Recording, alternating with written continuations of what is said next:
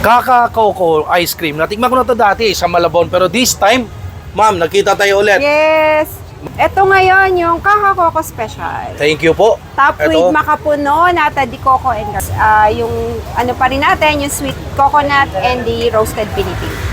Dati po sa Malabon kayo.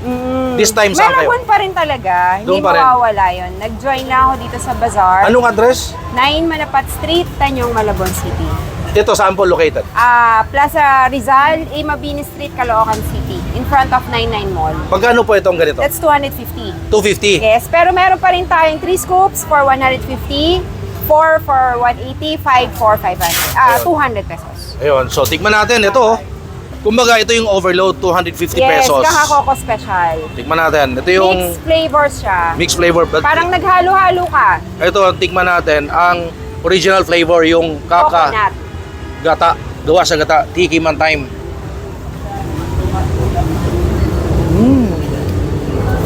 Napakasarap ng ice cream na talaga. Please follow me on TikTok, Instagram, Facebook page, Noel Lawal Vlogs for the Travel. And of course, sa kabuuan ng video na ito, panoorin nyo sa aking YouTube channel. And ito yung Facebook page ng Kaka Coco Ice Cream kung gusto nyo matikman ang pinakamasarap na ice cream.